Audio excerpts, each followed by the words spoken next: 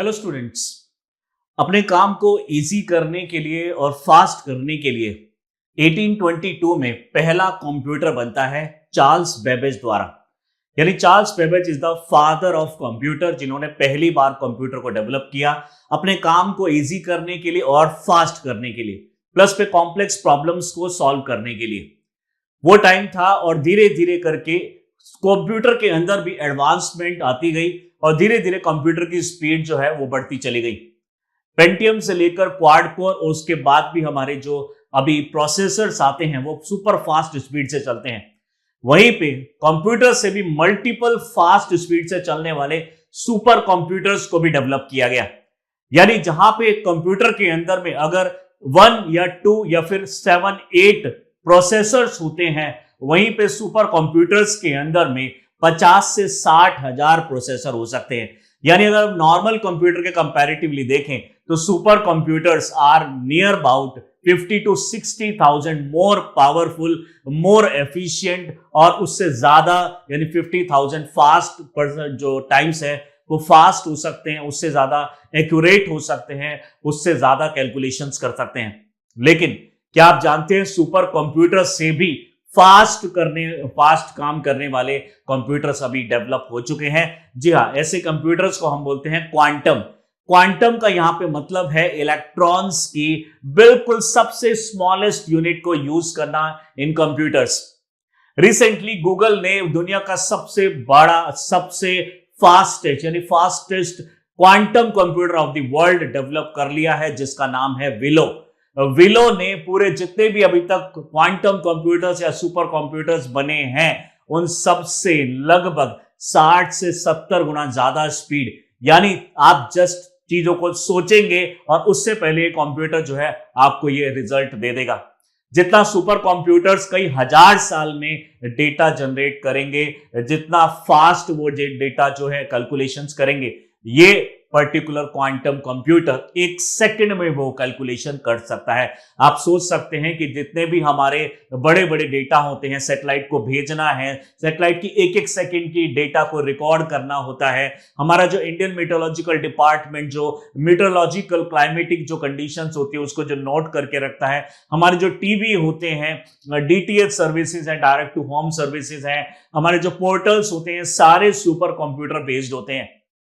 Imagine कीजिए एक ऐसा सुपर कंप्यूटर जो सारे सुपर कंप्यूटर्स के भी फादर हैं एक तरीके से, उसको हम बोलते हैं क्वांटम कंप्यूटर। आइए देखते हैं कि क्वांटम कंप्यूटर किस तरीके से काम करते हैं, गूगल ने इसको किस कॉन्फ़िगरेशन पे बनाया है, इसका क्या फायदा होता है, क्या दुनिया में पहले भी सुपर कंप्यूटर बन चुके हैं और क्वांटम कंप्यूटर बन चुके हैं, और क्वांटम कंप्यूटर सुपर कंप्यूटर से किस तरीके से बेटर है। Definitely UPSC point of view से क्वेश्चन बहुत ज्यादा इंपॉर्टेंट है। इस बार पूछा जा सकता है कि विलो क्या है या फिर ये दूसरे कंप्यूटर से कैसे अलग है। आइए इस चीज को डिटेल में समझते हैं।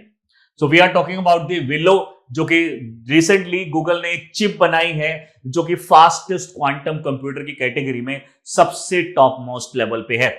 रीडिफाइनिंग क्वांटम कंप्यूटिंग, यानी एक तरीके से क्वांटम कंप्यूटिंग के अंदर भी एक तरीके से बड़ा एवोल्यूशन लेकर आए हैं इस टाइम पे गूगल। और सुंदर पिचाई जो कि सीईओ हैं, उन्होंने इस बात को प्रोक्लेम भी किया है कि उन्होंने 153 क्यूबिट पे काम करने वाला विलो को रिसेंटली डेवलप कर लिया है। और हमारी जो कैलकुलेशंस होती है जो कई हजार साल में होती हैं, वो सिर्फ कुछ माइक्रो सेकंड में हो पाएंगी। डेफिनेटली देखते हैं इसको। Google's new quantum computing chip, जिसको इन्होंने नाम दिया है Willow, is making headline because it represents a significant breakthrough in the quantum computing। एक बहुत ही बड़ा चेंज आया है, यानी इससे पहले किसी भी कंपनी ने इतनी फास्टेस्ट स्पीड वाला क्वांटम कंप्यूटर नहीं बनाया है। Willow is capable of solving complex computation in under 5 minutes. अगर बहुत ज्यादा भी अगर कॉम्प्लेक्स है जिसको हजारों साल लग जाते हैं, 5 मिनट में इसको कर सकता है, जो कि हमारे जो नॉर्मल सुपर कंप्यूटर्स हैं 10 सेप्टिलियन ईयर्स लगाएंगे। आप इमेजिन कीजिए, सुपर कंप्यूटर बहुत फास्ट चलते हैं हमारे नॉर्मल कंप्यूटर से। सो कंप्यूटर ऑलरेडी बहुत ज्यादा फास्ट हो गए हैं, उससे भी लगभग 50-60 हजार से ज्यादा टाइम्स जो स्पीड है वो हमारी सुपर कंप्यूटर्स की होती है। और मान लीजिए कि सुपर कंप्यूटर जो अपना डेटा 10⁻24 ईयर्स में कंप्लीट करेगा। यानी जब सुपर कंप्यूटर को भी 10⁻24 ईयर्स लगेंगे उस डेटा को सॉल्व करने में, उस कैलकुलेशन को करने में, डेटा इंटरप्रेट करने में, quantum computer, willow quantum computer इसको जस्ट 5 मिनट में कंप्लीट कर देगा। तो आप सोच सकते हैं कितना बड़ा इवोल्यूशन, कितना बड़ा चेंज आ जाएगा हमारे कंप्यूटिंग सिस्टम के अंदर में। कोई भी चीज अब इम्पॉसिबल नहीं रह जाएगी, हर कैलकुलेशन हम इससे कर सकते हैं, इनफाइनाइट अटेम्प्ट्स हम दे सकते हैं, हम ब्लॉकचेन और क्रिप्टो करेंसी को इजीली इंप्लीमेंट कर सकते हैं, उसके तोड़ निकाल सकते हैं, उसकी कीज निकाल सकते हैं, और भी बहुत कुछ किया जा सकता है अगर हम इसको प्रॉपरली यूटिलाइज करें तो। डेफिनेटली जो विलो है ये लगभग हम बात कर रहे थे state of the art quantum computing है, एकदम से डिफरेंट कैटेगरी का सुपर क्वांटम कंप्यूटर है। डेफिनेटली आपको याद रखना है कि ये 105 क्यूबिट पे काम करेगा। इससे पहले इन्होंने 53 क्यूबिट पे भी बनाया था, लेकिन अभी इन्होंने जो लेटेस्ट अभी जो प्रोक्लेम किया है दैट इज 153 यानी 105 क्यूबिट पे काम करेगा। क्यूबिट क्या चीज है, क्वांटम कैसे काम करता है, इसको अभी समझेंगे। इससे पहले मैं आपको बता दूं, it's significantly reduce the error, यानी जो एरर होने के चांसेस होते थे दूसरे सुपर कंप्यूटर्स और कंप्यूटर्स में, वो काफी हद तक कम हो जाएंगे या फिर खत्म ही हो जाएंगे, एरर फ्री हो जाएगा हमारा कंप्यूटिंग सिस्टम।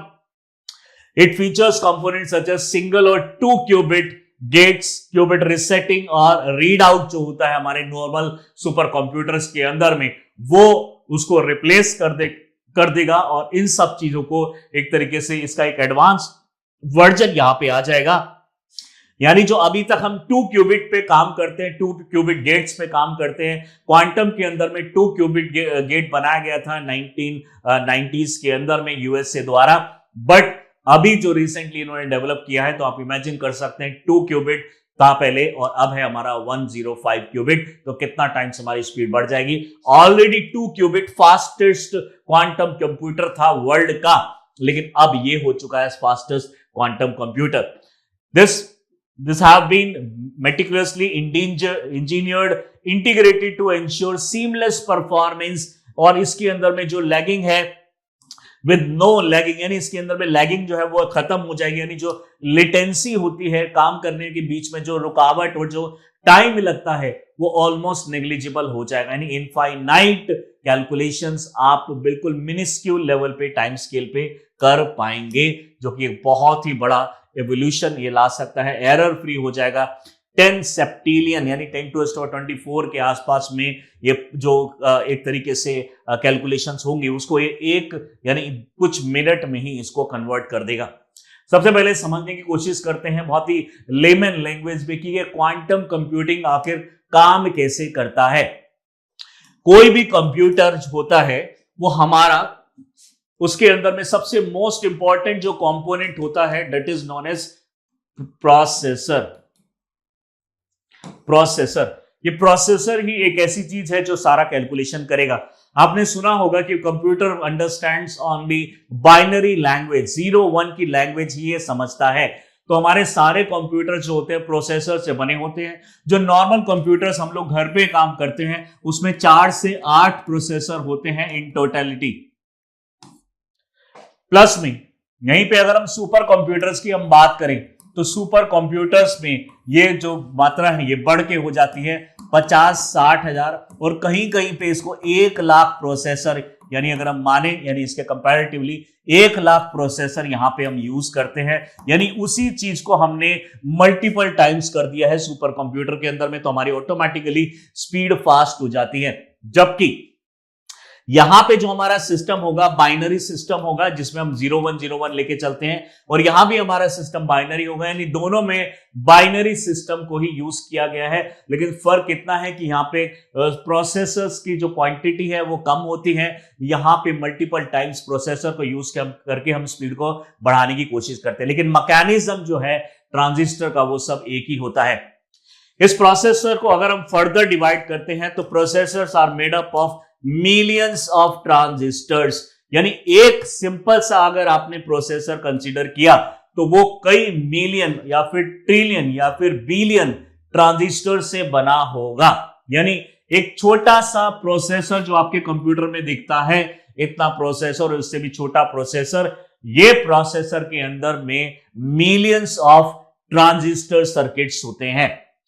ट्रांजिस्टर से जब इलेक्ट्रॉन पास होते हैं तो उसको बोला जाता है 1, और अगर पास नहीं होता है तो उसको हम बोलते हैं 0। एक सिंपल लैंग्वेज में अभी इसको समझने की कोशिश कर रहे हैं। तो मान लीजिए हमारे पास एक ट्रांजिस्टर है, दिस इज एक्चुअली ट्रांजिस्टर। आपने जब अपने सर्किट्स वगैरह कभी खोल के देखे हैं तो आपने देखा होगा कि हमारे इलेक्ट्रॉनिक सर्किट्स में इस तरह की कोई चिप होती है, इसी चिप को हम बोलते हैं ट्रांजिस्टर। इसके अंदर में बहुत सारी छोटी छोटी फाइन लाइनिंग्स होती हैं और उसको हम ये इस तरीके से रिप्रेजेंट कर सकते हैं। करंट यहां से एंटर करता है, जनरली ये हमारा एक डॉपिंग पॉइंट होता है और यहां पे NPN जंक्शन है। तो करंट यहां से एंटर करेगा, यानी यहां से एंटर करेगा और फिर ये इस साइड से पास होगा या इस साइड से पास होगा। ये डिसाइड करता है ये बाइनरी सिस्टम ये क्या बनाएगा। अब ये लैंग्वेज ही समझ सकता है हमारा कंप्यूटर। तो अब इस चीज को थोड़ा सिंपल लैंग्वेज में समझने की कोशिश करते हैं। तो मान लीजिए हमारे पास एक ट्रांजिस्टर है, suppose this is our transistor. इसके थ्रू हमारा इलेक्ट्रॉन पास होता है और जब इलेक्ट्रॉन इस ट्रांजिस्टर के थ्रू यानी इस सिस्टम के थ्रू पास होता है, यानी इस ट्रांजिस्टर के थ्रू पास होता है, तो हम इसको एक टर्म देते हैं 1। यानी अगर ये पास हुआ तो ये 1, जितने टाइम में पास नहीं हुआ उसको मानते हैं 0। फिर 2 बार ये पास हुआ तो 1 1, और जितने टाइम ये पास नहीं हुआ तो हमें कुछ माइक्रो सेकंड के बेसिस पे उसको हम 0 0 कंसीडर कर लेते हैं। मान लीजिए ये यहां से करंट एंटर किया और ये यहां से इस तरीके से पास हो गया, तो ये है 1। उस टाइम पे ये यहां से पास नहीं हुआ तो this is 0। Second time this again pass through this, तो इसको हम दोबारा से 1, और ये यहां से पास नहीं हुआ तो दिस इज 0। थर्ड टाइम मान लीजिए अब ये करंट यहां से पास हो गया तो यहां पे हो जाएगा 1 और यहां पे हो जाएगा 0। इस तरीके से हमारे बाइनरी सिस्टम्स को बनाया जाता है। अब जितनी फास्ट हमारा इलेक्ट्रॉन यहां से पास करेगा उतना ही फास्ट हमारा ये बाइनरी सिस्टम होगा और उतना ही फास्ट ये इसको कंसीडर करेगा या फिर हमारी जो स्पीड है उसको ये बढ़ाएगा। अब ये डिपेंड करता है कि आपका ये कितना फास्ट यहां से पास हो रहा है, जिसकी वजह से इस बीच में जो ट्रांजिस्टर है उसको अलग अलग तरीके से डिजाइन किया जाता है। AND gate, NOR gate, NOR gate, इस तरीके से अलग अलग गेट बनाए जाते हैं। This type of gate, this type of gate, this type of gate. इस गेट को बनाने से हमें इसमें थोड़ा फास्ट स्पीड हो जाती है, यानी जब ये यहां से पास हो रहा है तो वहां पे 1, यहां से पास हो रहा है 1, दूसरे जगह पे 0, तो एक ही टाइम पे हम 2 कोडिंग बना पा रहे हैं। यानी कंप्यूटर को सिर्फ करंट समझ में आता है, उसको ना ही 1 समझ में आता है ना ही 0। उसको हम एक तरीके से लैंग्वेज, जैसे हम ABCD करके Z तक अल्फाबेट्स को यूज करते हैं और उससे वर्ड्स बनाते हैं, बिल्कुल वैसे ही कंप्यूटर इन 0101 को यूज करके वर्ड्स बनाता है। ऐसे ही एक इसकी लैंग्वेज है। मान लीजिए जस्ट एग्जांपल 011 को ये समझेगा कैट और इसको समझेगा ये बैट। इस तरीके से that is how computer understand our language. तो अगर कंप्यूटर यहां से इस तरीके से पास हो रहा है तो मान लीजिए जस्ट एग्जांपल मैं आपको समझा रहा हूं, यहां पे मान लीजिए बैट, यहां पे कैट, इसी टाइम पे एक और ऐसा एक ट्रांजिस्टर होगा, ट्रांजिस्टर के थ्रू एक और सिस्टम चल रहा होगा 01 11 00 इस तरीके से, तो ये एक अलग सिस्टम बनेगा, ये अलग सिस्टम बनेगा। ये सारी अलग अलग इंडिविजुअल कैलकुलेशंस है। जितने ज्यादा ट्रांजिस्टर्स हम यूज करते हैं उतनी ही अलग अलग ऐसी कैलकुलेशन साइमल्टेनियसली हो पाती है। दिस इज द नॉर्मल जो हमारे कंप्यूटर या फिर सुपर कंप्यूटर में जो मैकेनिज्म लगा होता है उसके अंदर, यानी हमारे सुपर कंप्यूटर के अंदर में 50,000 से 1 लाख 1.5 लाख प्रोसेसर होते हैं। उन प्रोसेसर के अंदर में, एक प्रोसेसर के अंदर में मिलियंस ऑफ ट्रांजिस्टर्स होते हैं। उन ट्रांजिस्टर के अंदर में इस तरीके से हम मैकेनिज्म लगाते हैं और करंट जब पास होता है तो उसको 0101 कैलकुलेट करता है और उसी स्पीड पे हमारा कंप्यूटर जो है या फिर सुपर कंप्यूटर चलता है।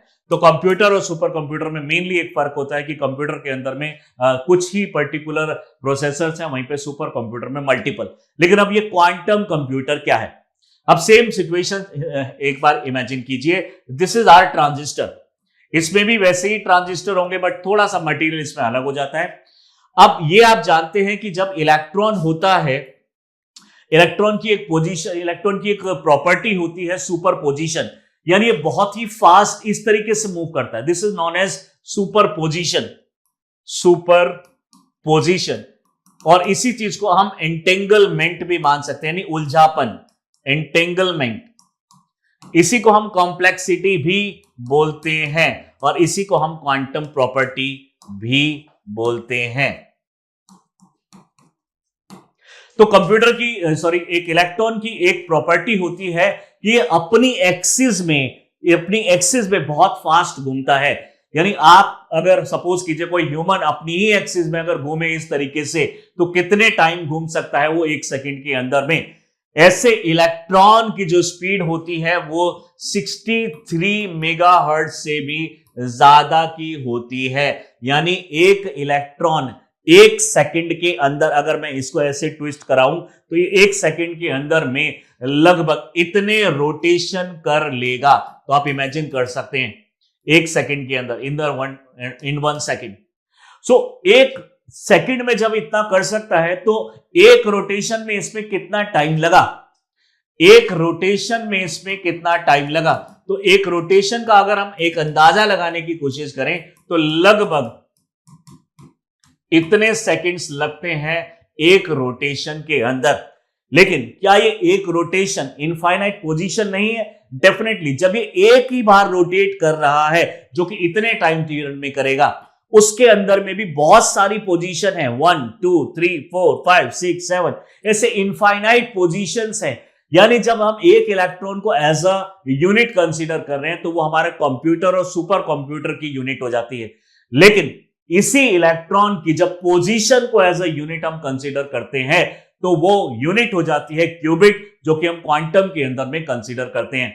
यानी इसके अंदर अगर आप समझना चाहे तो एक रोटेशन के अंदर जो कि इतने टाइम पीरियड में हो रही है, उसमें कितनी यानी पोजीशंस हैं उस एक पर्टिकुलर रोटेशन के अंदर में, that is infinite positions. Infinite position in 1 rotation, और उस रोटेशन के अंदर में टाइम लग रहा है इससे भी कम। तो आप सोचिए इतने टाइम पीरियड में एक इलेक्ट्रॉन इनफाइनाइट पोजीशंस पे प्रेजेंट होता है। अगर हर एक पोजीशन को नोट कर लिया जाए तो आपकी स्पीड इनफाइनाइट बढ़ सकती है। इसी चीज को और अच्छी तरीके से अभी समझने की कोशिश करें। So suppose this is our transistor and electron is passing through this. और जिस टाइम पे इलेक्ट्रॉन यहां से पास होता है, अब इलेक्ट्रॉन की जो खुद की जो ओरिएंटेशन होती है इस तरीके से एक अपनी एक्सिस में घूम करता है, प्लस में ये फ्लिप फ्लॉप करता है। एक बार यहां होगा, एक बार यहां होगा, एक बार यहां होगा, एक बार यहां होगा, और एक बार इसकी पोजीशन होगी यहां पे। यानी इस तरीके से फ्लिप फ्लॉप भी करता है, जिसको हम सुपर पोजीशन बोलते हैं। प्लस ये अपनी एक्सिस में भी घूम रहा है, यानी अपनी एक्सिस में घूमते घूमते इस तरीके से मोशन करता है। अब आप सोचिए जिस टाइम पे हम इस पोजीशन को कंसीडर नहीं कर रहे हैं, तो उस टाइम पे अगर ये यहां से पास होता है तो हम उसको 1 मानते हैं। लेकिन आप इमेजिन करो कि उसी टाइम पे इसकी कितनी पोजीशंस इसके थ्रू पास होंगी। जिस टाइम पे एक इलेक्ट्रॉन एज अ यूनिट हमने कंसीडर किया और ट्रांजिस्टर से पास हुआ और उसको 1 हमने कंसीडर किया, उसी टाइम पे तो इसकी इनफाइनाइट, क्योंकि आपने अभी स्पीड देखा उसकी, एक 1/63 इंटू 10⁻60, यानी 1/63 इंटू 10⁻6 रोटेशंस, इतने सेकंड में एक रोटेशन ये कर सकता है। और एक रोटेशन के अंदर में, एक रोटेशन के अंदर में इनफाइनाइट पोजीशंस हैं, इनफाइनाइट पोजीशंस हैं। तो आप इमेजिन करो जिस टाइम पे ये यहां से पास हो रहा हो, इसको 1 नॉर्मल कंप्यूटर में कंसीडर कर रहे हैं, उसी टाइम पे इनफाइनाइट पोजीशंस यहां से पास हो रही हैं, तो हम इसको कंप्यूटर को इनफाइनाइट टाइम्स 1 हम बता सकते हैं। यानी हमारी स्पीड जो है इनफाइनाइट टाइम्स हो सकती है। यही हमारा कॉन्सेप्ट है क्वांटम कंप्यूटर का। यहां पे एक पर्टिकुलर, अगर ये यहां से ऐसे पास हो रहा है, this is actually known as 1 qubit. यानी एक क्यूबिट हमारी जो है, जिसमें हमारा 0101 जो होता है बाइनरी के अंदर में, जिसको हम मानते हैं बिट। तो normal computer and super computers, normal computer और सुपर कंप्यूटर में हमें बिट सबसे स्मॉलेस्ट यूनिट लेते हैं, जिसमें एक होता है 0 और एक होता है हमारा 1। वहीं पे क्वांटम के अंदर में यूपीएससी ने भी कुछ टाइम पहले पूछा कि क्वांटम की यूनिट क्या होती है। क्वांटम की यहां पे यूनिट का नाम है क्यूबिट। यहां पे जो क्यूबिट होगी उसमें इनफाइनाइट 1 या फिर इनफाइनाइट 0 हो सकते हैं, क्योंकि इस टाइम पे we are not considering the electron as a unit, we are considering the position of the electron as the unit. तो जैसे जैसे इसकी जो स्मॉलेस्ट यूनिट बढ़ती चली जाएगी उतनी यहां पे फास्टेस्ट स्पीड होती रहेगी। इसको बहुत ही सिंपल लैंग्वेज में एक बार और एग्जांपल के थ्रू समझने की कोशिश करते हैं। मान लीजिए आपके पास एक कार है, जो एक कार ये मान लीजिए एक गेट है और इस गेट के थ्रू एक कार पास होती है। This is our car. और यहां पे एक गेट कीपर है जिसको सिर्फ ये नोट करना है कि कितनी कार यहां से पास होती है। मान लीजिए जिस टाइम पे यहां पे कार पास होती है उसको यहां पे मेंशन करना है 1। तो पूरे दिन में अगर 24 कार पास होती है तो ये 24 टाइम्स 1 हो जाएगा। लेकिन दूसरी सिचुएशन मान लीजिए कार एज अ यूनिट हमारे नहीं ले रहे, हम 4 पर्सन, जो इसके अंदर में person sitting in the car is the unit, और इस कार में 4 लोग बैठे हैं, तो उसी टाइम पे जितने टाइम पे ये 1 कंसीडर करता था, अब हमारी यूनिट पर्सन हो गई है, तो ये हो गया 4 टाइम्स 1, क्योंकि हमारी यूनिट अब छोटी हो चुकी है। अब मान लीजिए पर्सन यूनिट नहीं है, हमारी nut and bolt use in the car, इस कार के अंदर में कितने नट एंड बोल्ट यूज किए गए हैं वो हमारी यूनिट है। तो अब उसी टाइम पीरियड में जितना एक कार पास होती थी, 4 पर्सन पास होते थे, उसी टाइम पीरियड में मान लीजिए इसके अंदर में 1 लाख यहां पे नट एंड बोल्ट्स हैं, तो आप सोचिए कि यहां पे 1 लाख टाइम्स हम 1 को रिप्रेजेंट कर पाएंगे, यानी यहां पे जितनी छोटी हम यूनिट कर देंगे उतना फास्ट हम यहां पे रिप्रेजेंट इसको कर पाएंगे। This is the concept of the quantum computing. और यहीं पे जो क्वांटम कंप्यूटिंग है हमारा 153 जो है क्यूबिट की तरह काम करेगा, यानी हमारे एक क्यूबिट के अंदर में लाखों बिट्स होंगी और ऐसी 153 क्यूबिट्स के ऊपर में ये काम करेगा। यानी तो आपने अभी देखा जो नॉर्मल सुपर कंप्यूटर्स अपने 10⁴ ईयर में कैलकुलेशन करेंगे, ये सिर्फ 5 सेकंड में कर सकता है, क्योंकि यहां पे इनफाइनाइट स्पीड का कॉन्सेप्ट है। नो डाउट हम अभी फिलहाल के लिए इनफाइनाइट स्पीड को नहीं बना सकते हैं, क्योंकि कंप्यूटर को we have to make them understand that this electron is not the unit but the position of the electron is the unit. जब हम इसको समझा देंगे कंप्यूटर को तो उतना ही वो फास्ट हो जाएगा, यानी फ्रैक्शन ऑफ सेकंड के अंदर में वो समझ जाएगा कि हम क्या कहना चाहते हैं, हमारी लैंग्वेज क्या है। अब बात करते हैं why Willow quantum chip outpaces super computers. Definitely एक तो हम बात कर रहे हैं जो नॉर्मल सुपर कंप्यूटर 10 की पावर 25 साल लेंगे कैलकुलेशन करने में, 5 मिनट में उसको करके दिखा देता है। क्यूबिट टेक्नोलॉजी को यूज किया गया, यानी इसमें 105 क्यूबिट की स्पीड इसमें रखी गई है, और हर क्यूबिट के अंदर में आप सोच पा रहे हैं इनफाइनाइट स्पीड का कॉन्सेप्ट है। नो डाउट एरर्स होंगे इसके अंदर में, इसलिए इनफाइनाइट तो हम नहीं अचीव कर पाएंगे आज के टाइम पे, बट यस मैक्सिमम स्पीड इस पे अचीव कर सकते हैं। Super composition align multiple calculation simultaneously हो सकती है, अनलाइक बाइनरी क्लासिक बिट्स जिसमें हमारी कैलकुलेशन में इलेक्ट्रॉन जब मूव करता है तब 1 0 और 1 1 होता है। यहां पे कितना हम वहां पे प्रोड्यूस कर पा रहे हैं वो डिपेंड करता है कितना फास्ट हम यहां से इलेक्ट्रॉन पास कर रहे हैं और कंप्यूटर कितना समझ पा रहा है। यहां पे जितने टाइम में क्यूबिट होता है उतने, यानी अगर हम बिट से कंपेयर करें तो हजारों साल का डिफरेंस आ जाता है। एरर जो करेक्शन है वो काफी हद तक कम हो गई है। Benchmark performance evaluate using the random circuit sampling जो की गई है, इसके अंदर में अलग अलग तरह के सर्किट्स इसके अंदर में लगा के चेक भी किया जा चुका है और बहुत ही अच्छे इसमें रिजल्ट आते हैं, demonstrating superior performance over the classical super computers. अब डेफिनेटली इसमें बहुत ही ज्यादा एडवांसमेंट हो चुकी है और बेंचमार्क इन्होंने सेट कर दिया है। यानी अगर हम यहां पे इसके आर्किटेक्चर की बात करें तो ये एक डॉपिंग टेक्नोलॉजी है जिसके अंदर में हम टोटल 105 क्यूबिट को हम यूज करने वाले हैं। इस मॉडल को जनरली हम स्क्वायर ग्रिड मॉडल बोलते हैं या फिर आर्किटेक्चर बोलते हैं, जो कि ट्रांसमॉन क्यूबिट के ऊपर में काम करता है। यहां पे ट्यूनेबल क्यूबिट यानी अपने हिसाब से हम जो इलेक्ट्रॉन है उसकी पोजीशंस को डिसाइड कर सकते हैं। नंबर ऑफ क्यूबिट इसमें 105 होने वाले हैं। डेफिनेटली कॉन्सेप्ट तो हमारा यहां पे इनफाइनाइट का है, धीरे धीरे और भी स्पीड बढ़ेगी। और इसके अंदर जो एवरेज कनेक्टिविटी है 4 वे टाइप है इसके अंदर में, और 3.47 की एवरेज कनेक्टिविटी है। यानी यहां पे क्या होता है, पीएनपी जंक्शन में पी से उठ के एक इलेक्ट्रॉन आएगा, एन में जंप करेगा, एन से उठ के एक पी में जंप करेगा, तो ये जो जंपिंग का टाइम पीरियड है वो 3.47 के बीच में है। यहां पे जो हमारा T1 है यानी जो टाइम ऑफ रिलैक्सेशन है वो हमने 20 से 100 माइक्रोसेकंड का है। यानी 0 और 1 जो होने के बीच का जो टाइम पीरियड होता है, जिसमें कंप्यूटर समझेगा कि ये 0 है ये 1 है, उसका जो टाइम पीरियड आप सोच सकते हैं कि कितना कम है, 20 से लेकर 100 माइक्रोसेकंड।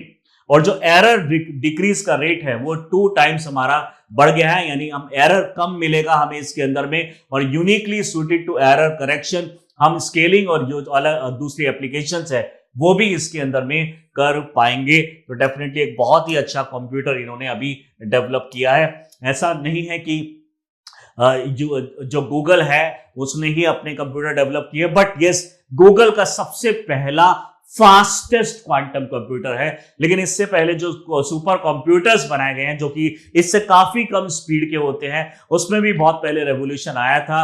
हमने भी 80s के अंदर में सबसे पहला सुपर कंप्यूटर बनाया था 1980s के अंदर में, जिसमें स्पेशली अगर हम बात कर रहे हैं तो पुणे में इसको पहली बार बनाया गया था। और पुणे के अंदर में परम नाम का सुपर कंप्यूटर सबसे पहले इंडिया में बनाया गया था।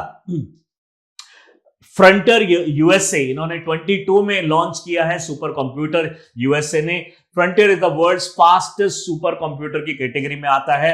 1.5 एक्सा फ्लॉप, फ्लॉप का मतलब होता है फ्लोटिंग पॉइंट ऑपरेशन पर सेकंड, यानी कितनी ऑपरेशन यानी कितनी कैलकुलेशन आप एक सेकंड में कर सकते हैं।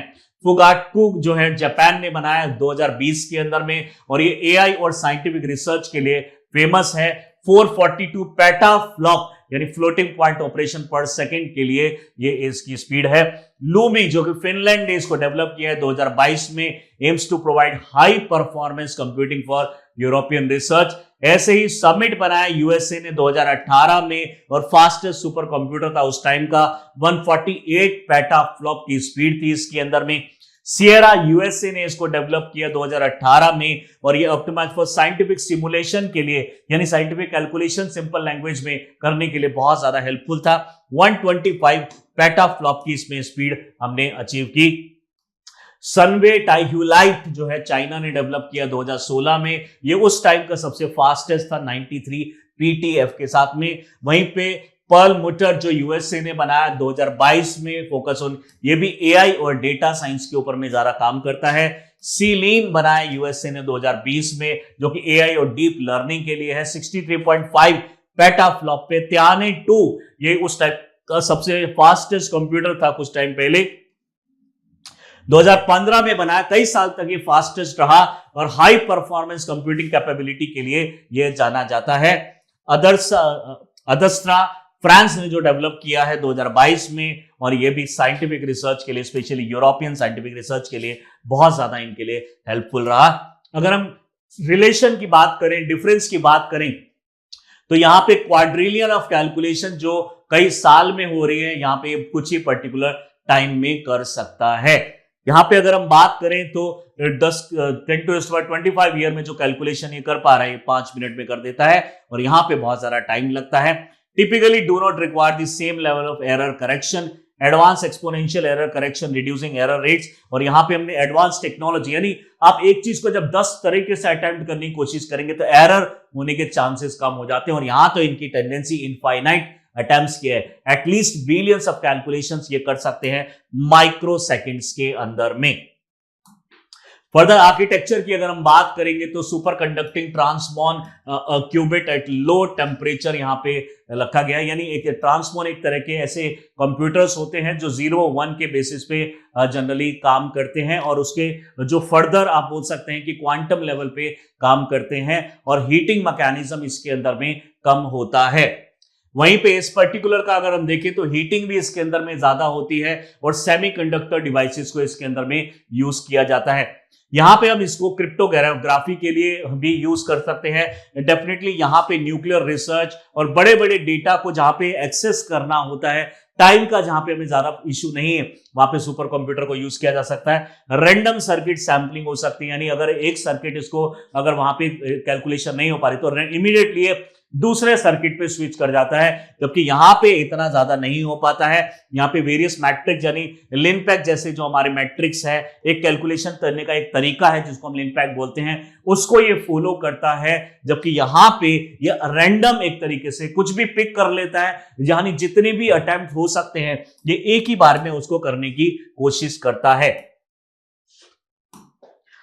Why India has a lot of catch up to do? Definitely India पीछे नहीं है। इंडिया भी नेशनल क्वांटम मिशन लेकर आया था जिसमें हम क्वांटम के ऊपर में रिसर्च कर रहे हैं। बहुत सारे इंस्टीट्यूट, आईआईटीज और हमारा जो खुद के रिसर्च इंस्टीट्यूट्स है वो इसमें इन्वॉल्व हैं। और the mission will establish 4 thematic hub in top institute fostering research and development in quantum computing, communication, sensing, material, driving economic growth and technological innovation के लिए हमने भी ये मिशन लेकर आया था अप्रैल 2023 के अंदर में, ताकि हमारी टेक्नोलॉजी भी यानी दूसरी कंट्री से पीछे ना रहे। डेफिनेटली हम भी इसके अंदर में काफी अच्छा एडवांसमेंट और एडवांस सुपर कंप्यूटर्स बना रहे हैं और क्वांटम कंप्यूटर्स भी अभी बनाना स्टार्ट कर दिया है। It leverages quantum mechanics to revolutionize our molecular understanding, जो डीप अंडरस्टैंडिंग होती है, क्योंकि आप देख रहे होंगे ज्यादातर जो डिजीजेज होती हैं वो सेल से रिलेटेड होती हैं। अगर सेल के मॉलिक्यूल्स को हम डिटेल स्टडी कर ले तो बहुत सारी डिजीजेज को भी सॉर्ट आउट किया जा सकता है। बाय वास्टली एनहांसिंग, अगर हम इसकी बात करें, कंप्यूटिंग पावर और ट्रांसमोटिव जो पोटेंशियल है वो भी हमारा यहाँ पे डेवलप हो सकता है। प्रैक्टिकल एप्लीकेशंस यहाँ पे वेरियस फील्ड, आर्टिफिशियल इंटेलिजेंस में इसको यूज किया जा सकता है, ड्रग डिस्कवरी में इसको यूज किया जा सकता है, कॉम्प्लेक्स सिस्टम सिमुलेशन के भी अंदर इसको यूज किया जा सकता है। और भी बहुत सारा यानी इसके अंदर में एप्लीकेशन है और इसका बहुत बड़ा स्कोप है। ये quantum computing specially super computer से मल्टीपल टाइम्स फास्टेस्ट होने की वजह से बहुत सारी मिस्ट्री को भी सॉल्व कर सकता है। यहां तक कि dark matter, dark energy, universe, space science के बारे में भी ये डिटेल में अटेम्प्ट देके उसको एक डिटेल आइडिया लगा सकता है। इस तरह के टॉपिक्स यूपीएससी के लिए बहुत बहुत बहुत ज्यादा इंपॉर्टेंट हैं, क्योंकि कुछ सालों में देखा है हमने क्वांटम के ऊपर में बहुत ज्यादा क्वेश्चन पूछे गए हैं। ये क्वेश्चन भी आपसे पूछा जा सकता है, व्हाट इज विलो और ये किस तरीके से काम कर रहा है। जो मैंने आपको बेसिक पॉइंट्स बताए हैं उस चीज को आपको माइंड में रखना जरूरी है। और भी इस तरह के इंफॉर्मेटिव वीडियोस को देखना चाहते हैं तो do subscribe our channel Chahal Academy. Thank you.